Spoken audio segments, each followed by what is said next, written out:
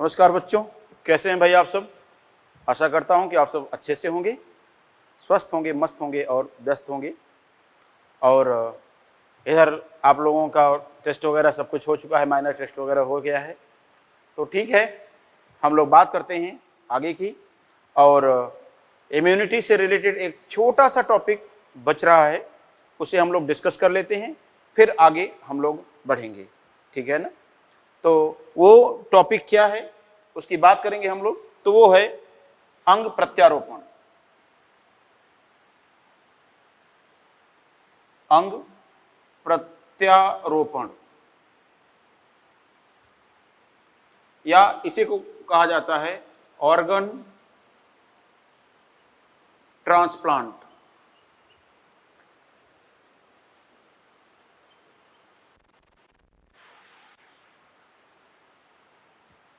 तो ये क्या है, तो आप इसमें कह सकते हैं कि जब शरीर का कोई अंग ठीक से कार्य नहीं कर पाता है और वह हमारे जीवन के लिए अत्यंत महत्वपूर्ण होता है, तो ऐसी स्थिति में क्या करना होगा उसके लिए। तो आप कहेंगे कि उस न कार्य करने वाले अंग को हटा करके एक दूसरा अंग उसकी जगह पर रखा जाएगा, लाया जाएगा, आरोपित किया जाएगा, या दूसरा ऊतक उसकी जगह पर लाया जाएगा। तो इस प्रक्रिया को अंग प्रत्यारोपण या ऑर्गन ट्रांसप्लांट कहते हैं। और जो अंग या जो ऊतक लाकर आरोपित किया जाता है शरीर पर या शरीर में, तो उसे कहा जाता है ग्राफ्ट। क्या कहा जाएगा? आरोपित अंग या ऊतक, या उसे कहा जाएगा ग्राफ्ट। क्लियर। तो सिंपली इसके लिए हम लोग कहेंगे कि किसी न कार्य करने वाले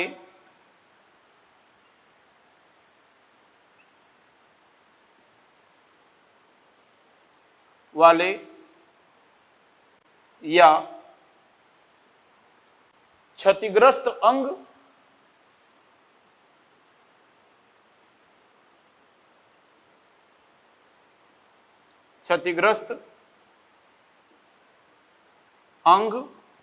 या इसी को एक और नाम दे सकते हैं ऊतक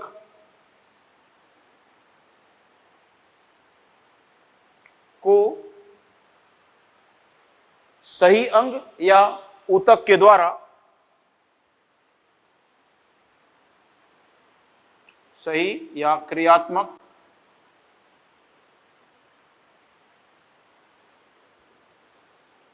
अंग या ऊतक द्वारा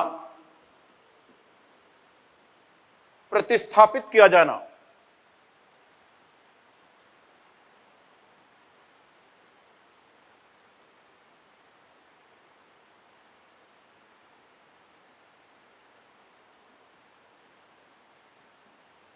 प्रतिस्थापित किया जाना मतलब एक खराब अंग को सही कार्य करने वाले अंग के द्वारा हटाया जाना या रिप्लेस किया जाना। ठीक है ना। अब ध्यान दें, आरोपित किए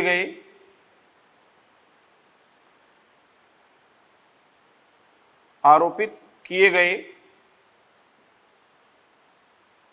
अंग को ग्राफ्ट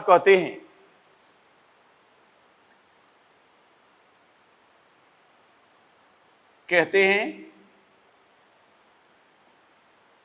अब सवाल उठता है ग्राफ्ट कितने प्रकार का होता है। तो इसके लिए आप देखेंगे टाइप्स ऑफ ग्राफ्ट।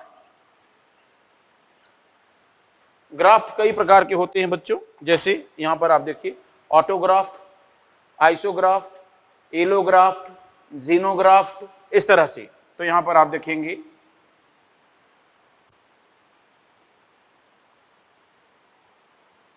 ऑटोग्राफ्ट हो गया, आइसोग्राफ्ट हो जाएगा, इसी के साथ साथ आप देखेंगे allograft, and next one is the xenograft। या इसी को एक और नाम देते हैं हेटेरोग्राफ्ट।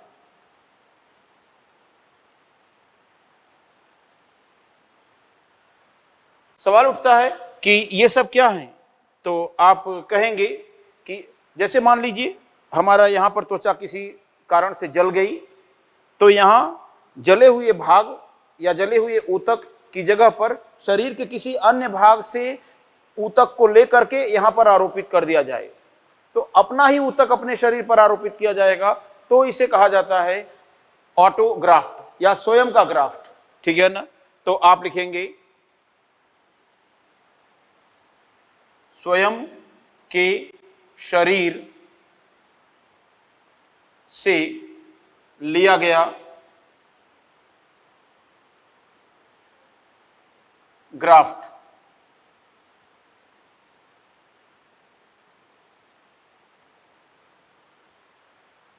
लिया गया ग्राफ्ट, इसको ठीक कर लेंगे, या आरोपण।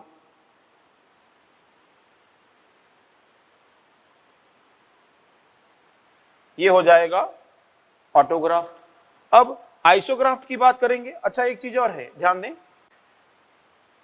इस अंग प्रत्यारोपण की एक चुनौती होती है। चुनौती क्या होती है? चुनौती ये होती है कि जब दूसरे किसी का अंग आप अपने शरीर पर लाएंगे या किसी व्यक्ति के शरीर में लाएंगे, तो शरीर का प्रतिरक्षा तंत्र उस अंग को अपना नहीं मानेगा बल्कि पराया मानेगा, और पराया मानेगा तो उसके विरुद्ध एंटीबॉडी का निर्माण करेगा या उसके विरुद्ध साइटोटॉक्सिक टी सेल को सक्रिय करेगा उसे नष्ट करने के लिए, और आरोपित किया गया अंग अस्वीकार कर दिया जाएगा प्रतिरक्षा तंत्र के द्वारा। लेकिन इस मामले में, ऑटोग्राफ्ट के मामले में अपना ही ऊतक है, इसलिए इसे अस्वीकार किए जाने की संभावना नहीं होती। तो आप कहेंगे इसे प्रतिरक्षा तंत्र द्वारा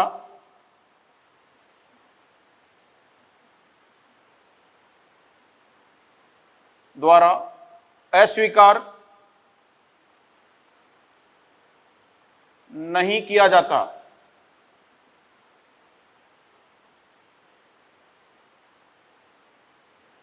इस तरह से हम बात करेंगे यहां पर।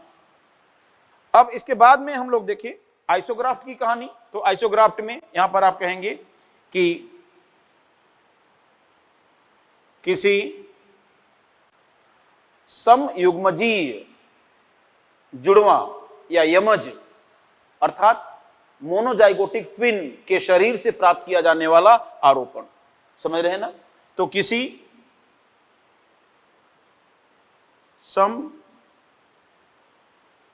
समयुग्मजीय या युग्मनजीय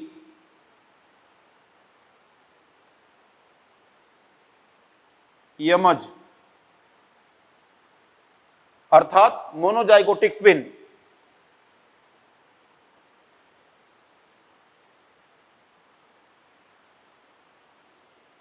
या इसी को कहते हैं आइडेंटिकल ट्विन से प्राप्त आरोपण, लिया गया ग्राफ्ट, ये कहानी हो जाएगी। अब एलोग्राफ्ट की बात करेंगे तो आप कहेंगे कि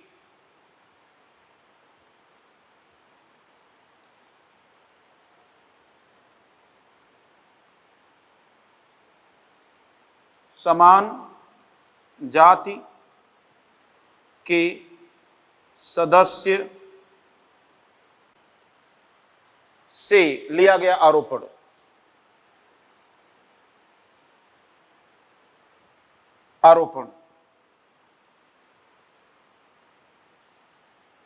ये हो जाएगा। और ध्यान दें, वरीयता क्रम में क्या होना चाहिए? तो आप कहेंगे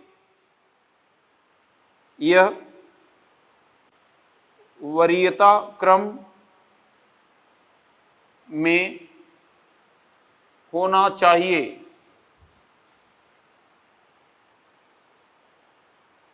सवाल उठता है कि कहां से? तो आप कहेंगे, ध्यान दें, भाई बहन से। अब भाई बहन से अगर ग्राफ्ट उपलब्ध नहीं है तो आप ध्यान दें, माता पिता से,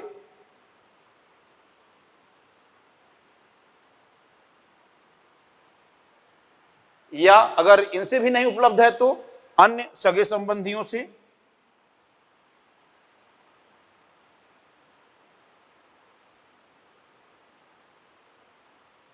अन्य सगे संबंधी से, और अगर उससे भी नहीं है तब किसी अन्य व्यक्ति से आप ले सकते हैं, किसी अन्य व्यक्ति से। तो इस तरह से आप देख पाएंगे इन चीजों को। अब सवाल उठता है ना कि यहां पर हम लोग देखें कि जीनोग्राफ्ट या हेटेरोग्राफ्ट की बात करें, ये क्या होता है, तो आप कहेंगे किसी अन्य जाति से लिया गया ग्राफ्ट। जी हाँ, किसी अन्य जात से या किसी अन्य जात के सदस्य से ग्राफ्ट लिया गया है तो इसे कहा जाएगा जीनोग्राफ्ट। अगर आपसे पूछा जाए कि सबसे अधिक सफल ग्राफ्ट कौन होगा, सबसे अधिक सफल आरोपण कौन होगा, तो आपको कहना होगा ये होगा ऑटोग्राफ्ट, ठीक है ना। दूसरे नंबर पर आप कहेंगे आइसोग्राफ्ट। लेकिन यह तो चल जाता है, लेकिन इसके मिलने की संभावना नहीं होती, क्योंकि हर व्यक्ति का, किसी की किडनी फेल हुई है तो उसका जुड़वा इस दुनिया में मौजूद है, ये जरूरी नहीं है। अब एलोग्राफ्ट में ही जनरली लिया जाता है। तो एलोग्राफ्ट में आप देखिए पहली प्रायोरिटी क्या होगी, भाई बहन से, किसी से, माता पिता से, अन्य सगे संबंधी से, और वो भी न मिले तब किसी अन्य व्यक्ति से। ध्यान दें, जो समान रुधिर समूह का हो, ये शर्त है। ये सबके साथ शर्त होगी। किसी से भी ग्राफ्ट आप तभी लेंगे जब वो समान रुधिर समूह को बिलोंग करता हो। और यहां पर नीचे नोट करके मैं आपको एक और ग्राफ्ट बताने जा रहा हूं, यहां पर आप देखेंगे, और ये है कॉर्नियल ग्राफ्ट।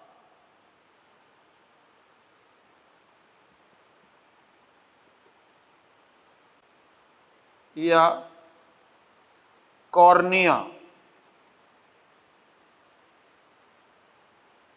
अब आप ध्यान देंगे ये क्या है, तो इसमें आप कहेंगे कि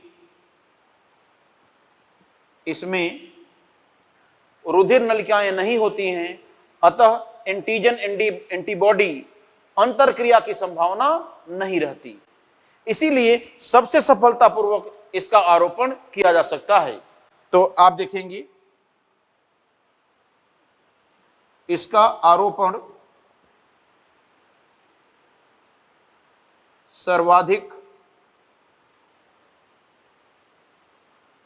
सफल होता है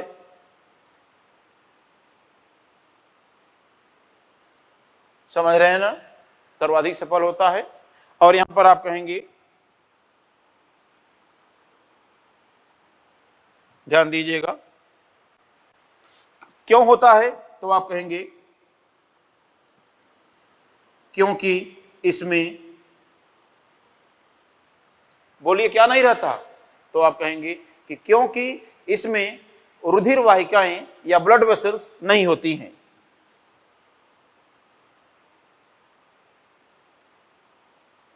ब्लड वेसल्स नहीं होती हैं,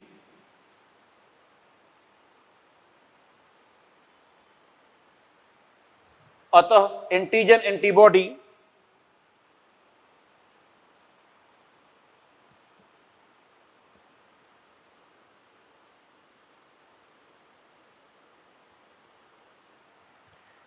एंटीजन एंटीबॉडी अंतरक्रिया की संभावना नहीं होती।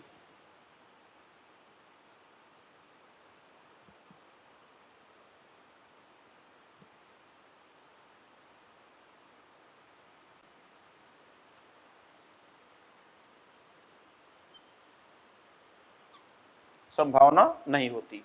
तो ये चीज आप देख पाएंगे, इन चीजों को समझ पाएंगे। क्लियर है ना? अब यहां पर हम लोग एक चीज और देखेंगे, और वो क्या है, आइए उसको समझने का प्रयास करें हम लोग।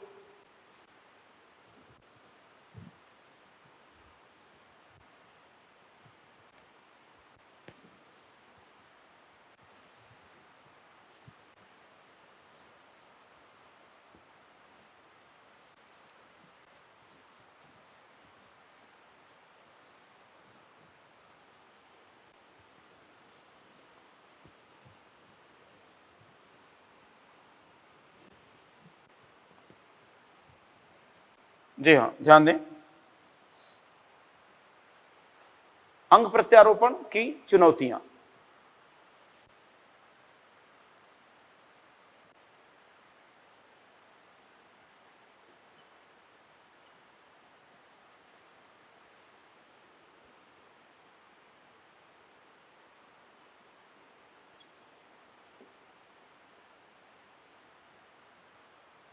अंग प्रत्यारोपण की चुनौतियां, ठीक है ना? तो अब हम लोग बात करेंगे, इसमें आप लिखेंगे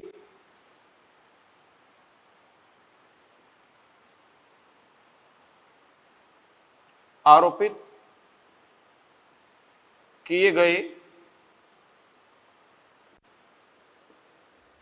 अंग को प्रापक का जो प्रतिरक्षा तंत्र होता है अस्वीकार कर सकता है।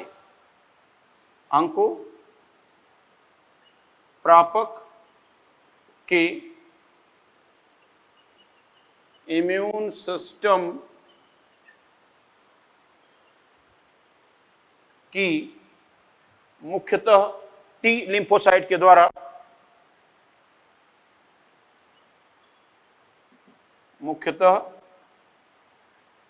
टीसी सेल्स द्वारा नष्ट करके अस्वीकार किया जा सकता है।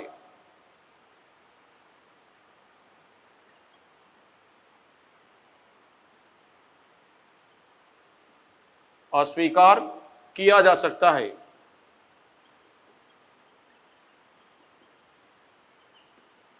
अर्थात किसके द्वारा? CMI द्वारा या AMI द्वारा? तो आप कहेंगे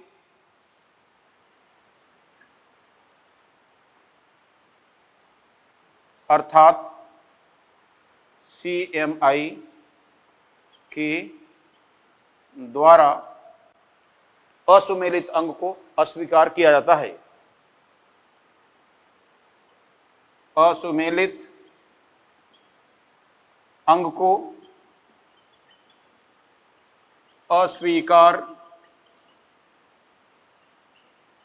किया जाता है। ये बात हो गई आपके सामने, और यहां पर आपको ये देखना होगा फिर क्या करना चाहिए। तो आप कहेंगे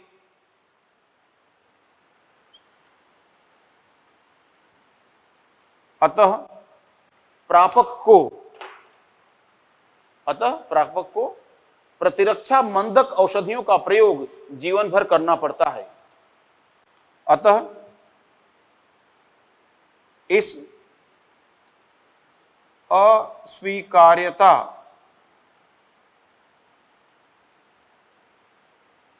को रोकने हेतु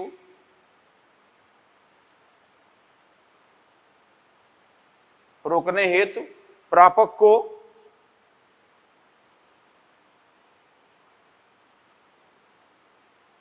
बोलिए क्या किया जाएगा?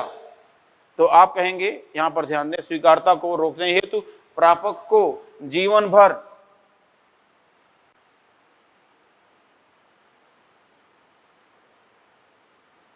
प्रतिरक्षा मंदक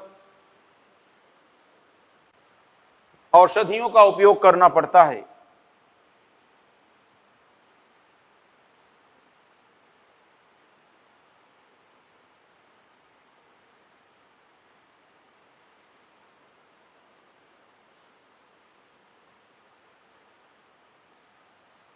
समझ रहे हैं ना? कह सकते हैं यहां पर कि जैसे एक बहुत इंपॉर्टेंट है, जो कि एनसीईआरटी किसी और चैप्टर में नाम लिखा गया है, आप ध्यान दें। साइक्लोस्पोरिन ए, यह एक इम्यूनोसप्रेसिव ड्रग है या प्रतिरक्षा मंदक औषधि है, जो कि ग्राफ्ट रिजेक्शन को रोकने में सहायक है। कहां से प्राप्त की जाती है? तो आप कहेंगे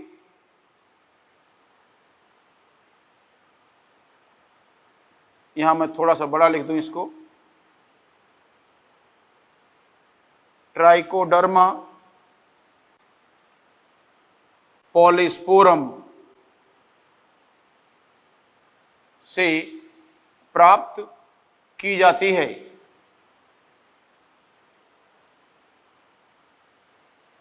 ट्राइकोडर्मा पॉलीस्पोरम से प्राप्त की जाती है। और एक और होती है, मैं बात करूं क्या, ट्रैकोलिमस।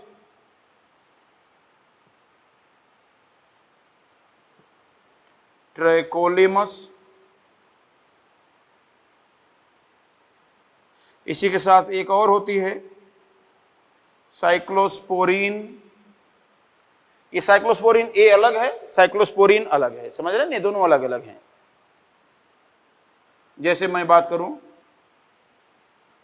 टोलिपोक्लैडियम इन्फ्लेटम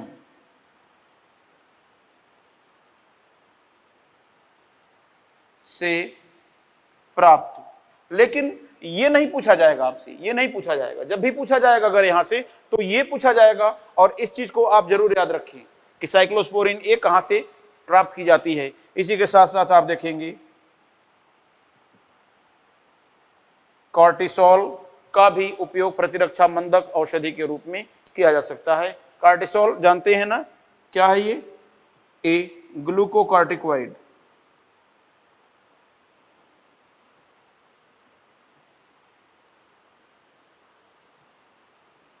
ग्लूकोकॉर्टिकोइड है, समझ रहे हैं ना? तो ये कहानी हो जाती है इससे संबंधित। एक चीज मैं आपको और डिस्कस करना चाहूंगा यहां पर, और वो है टिश्यू टाइपिंग या एमएचसी मैचिंग। तो आइए देखते हैं।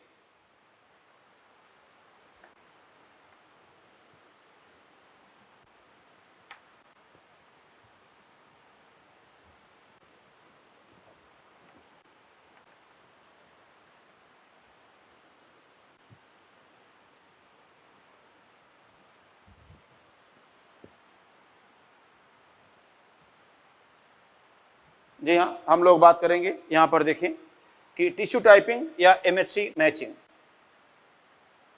इसको हिंदी में कहते हैं ऊतक मिलान या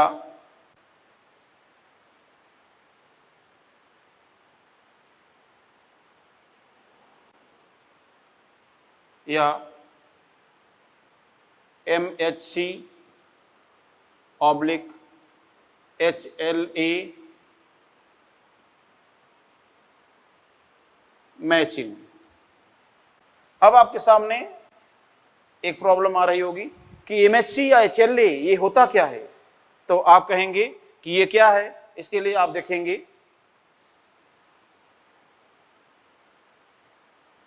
दाता व अंग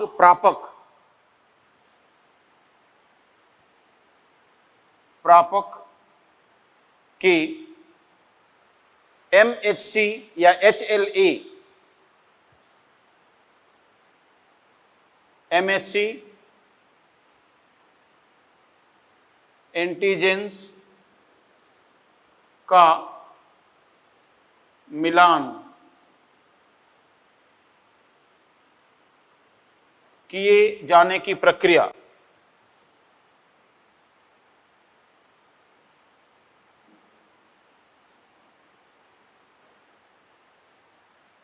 अब सवाल उठता है कि MHC एंटीजन क्या है जी? तो आइए देख लेते हैं। अच्छा, ये क्यों किया जाता है? तो आप कहेंगे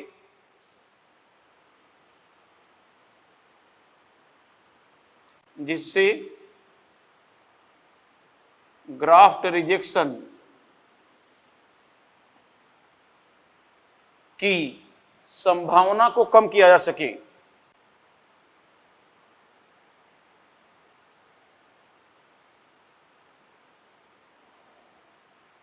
कम किया जा सके,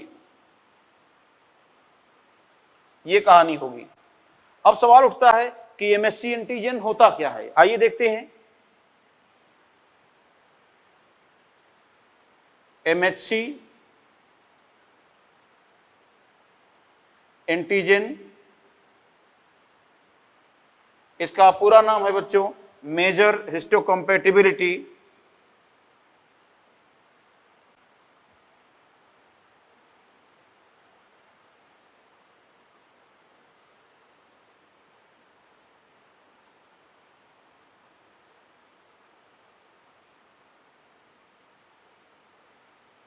एंटीजन। और ध्यान दीजिए ये क्या है उसकी भी बात करूंगा अभी। या इसी को एक और नाम देते हैं, क्या, इसी को कहते हैं HLA। अब HLA क्या है तो आप कहेंगे ह्यूमन ल्यूकोसाइटिक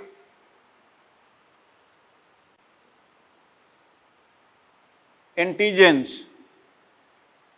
सवाल उठता है कि क्यों ह्यूमन ल्यूकोसाइटिक एंटीजेंस, क्यों, तो आप कहेंगे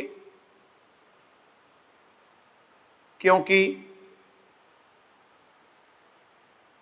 इनको सर्वप्रथम WBC की सतह पर खोजा गया था। सर्वप्रथम WBC पर खोजा गया था।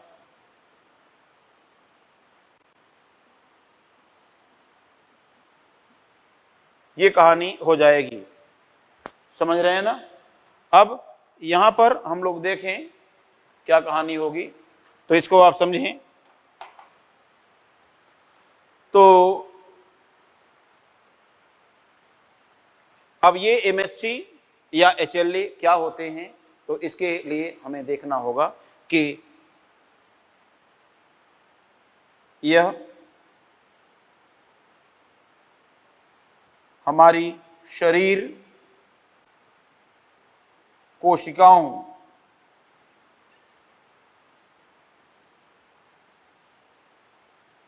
की सतह पर होते हैं।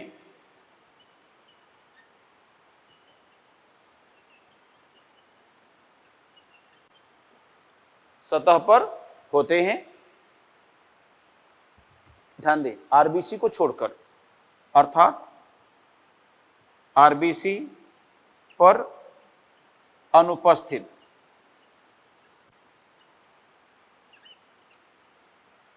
अब सवाल उठता है कि इन एंटीजन का निर्माण किसके निर्देशन में होता है, तो क्रोमोसोम नंबर 6 पर लाइन से या पंक्ति के रूप में पाए जाते हैं कुछ एलील्स। उन्हीं एलील्स के द्वारा इनके निर्माण का निर्देशन किया जाता है।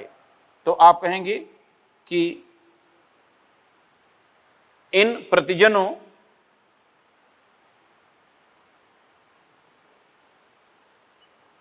के निर्माण का निर्देशन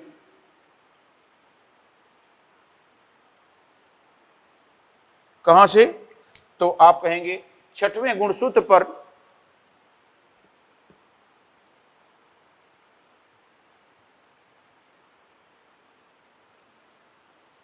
या गुणसूत्रों पर स्थित या गुणसूत्रों पर पंक्ति के रूप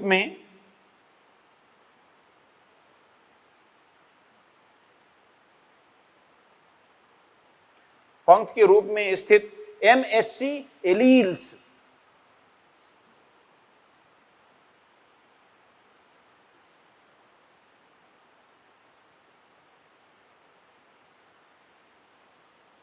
द्वारा होता है तथा इन एलील्स के समूह को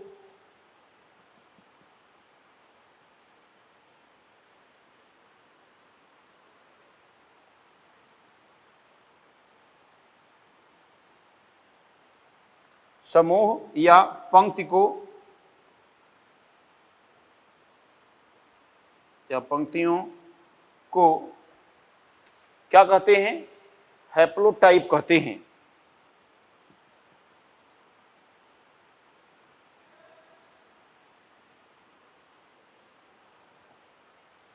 और यह एलील आपस में एक दूसरे पर सह प्रभाव प्रदर्शित करते हैं या कोडोमिनेंट इफेक्ट रखते हैं। अब कोडोमिनेंस या सह प्रभाव क्या है, ये आपको जेनेटिक्स में पता होगा या आगे बताया जाएगा। तो आप लिखेंगे यह एलील आपस में सह प्रभाव रखते हैं। इस तरह से। अब आप कहेंगे सर ये बात लेकिन समझ में नहीं आई है, तो समझ में आने के लिए मैं आपको थोड़ा सा हिंट कर देता हूं। यहां पर जैसे आप देखिए, यह एक सेल है, यह इसका न्यूक्लियस है, और यह क्रोमोसोम नंबर 6 है, और इसका होमोलॉगस क्रोमोसोम नंबर 6 यहां पर है, सपोज करिए। तो आप देखिए कि अगर यहां पर ध्यान दीजिए कि सपोज करिए कि यहां 1 2 3 4 5 6 इस तरह से यहां एलील्स हैं, और इनका नाम आप दे रहे हैं ए, small B, small C, capital D, capital E, इस तरह से यहां दे रहे हैं। तो दूसरे गुणसूत्र पर, दूसरे छठवें गुणसूत्र पर भी यहां पर इस तरह से इनको आपको बोलना पड़ेगा। अब चाहे स्मॉल ए, capital B, small C, capital D, capital E के फॉर्म में ही क्यों न रहें, लेकिन यहां पर दोनों छठवें गुणसूत्र पर समान एलील पाए जाएंगे। तो इन एलील के समूह को, इन समूह को ध्यान दें, इनको अगर हम बात करें, इनको क्या नाम देंगे? इन एलील्स को नाम देंगे MHC एलील्स, ये कह दिया आपने। और इनका जो समूह है, पंक्तिबद्ध समूह, इस पंक्तिबद्ध समूह को आप कहेंगे क्या? हैप्लोटाइप। ये हो गया। और इसके साथ साथ यहां पर आपको एक चीज और देखना होगा कि इन एंटीजन की कारण, सॉरी, इन एलील के कारण जो एंटीजन आएंगे वो यहां पर आएंगे। कहां पर आएंगे? यहां पर बॉडी सेल की सरफेस पर आएंगे। और इन एंटीजेंस को आप क्या कहेंगे? इन एंटीजेंस को आप कहेंगे MHC एंटीजेंस या HLA ह्यूमन ल्यूकोसाइटिक एंटीजन। किसी भी शरीर पर होगा लेकिन उसे HLA कहेंगे, क्योंकि सबसे पहले इनका नाम HLA ही रखा गया था, क्योंकि सबसे पहले इनको खोजा गया था WBC की सतह पर। क्लियर है ना? तो बस इतनी बात आपको एटलीस्ट पता होनी चाहिए। इस डायग्राम को बनाएंगे तो आपका कॉन्सेप्ट क्लियर रहेगा। और इसी के साथ साथ एक पॉइंट और इसमें लास्ट बचा हुआ है, उसको हम लोग डिस्कस करेंगे। आइए देखते हैं कि वो क्या है।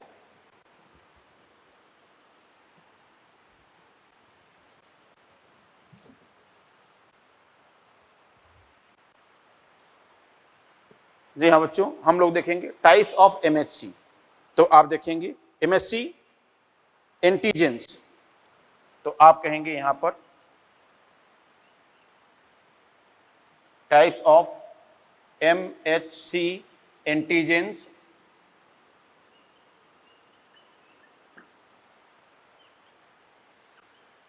एक तो हो जाएगा, देखिए, क्लास 1 MHC एंटीजन, और दूसरे नंबर पर बच्चों हो जाएगा क्लास 2 MHC एंटीजेंस। ये दो अलग अलग क्लास में इनको डिवाइड किया गया है। और सिंपली यहां पर हम लोग देखिए क्या कह सकते हैं इनको। तो आप कहेंगे यह शरीर की सभी कोशिकाओं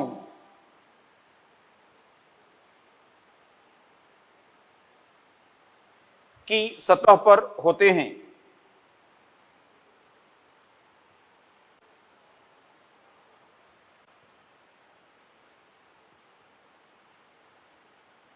स्थित होते हैं।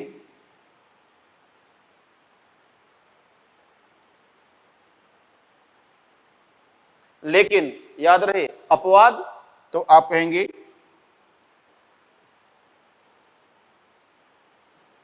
क्या, आरबीसी, आरबीसी पर नहीं होती। क्लियर है ना। अब यहां पर आप देखेंगे दूसरे, यहां पर हम बात करें इनके लिए, तो आप कहेंगे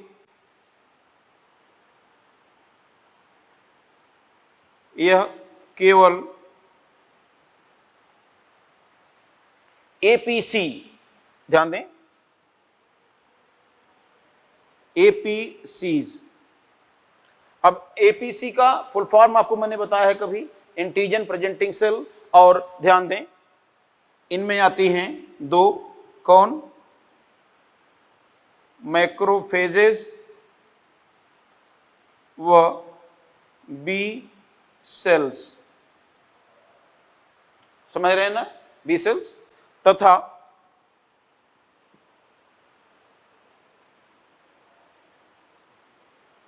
सक्रिय टी सेल्स की सतह पर होते हैं, जो शरीर की अपनी कोशिकाओं एवं पराई कोशिकाओं को पहचानने का कार्य करती हैं।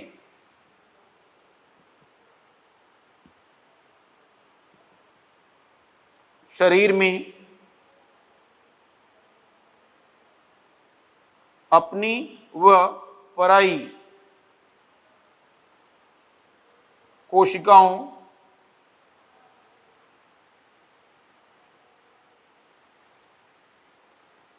को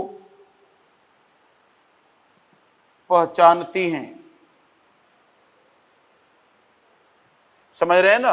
तो ये कहानी हो जाएगी। अर्थात यहां पर स्पष्ट है कि क्लास 2 एमएचसी की सहायता से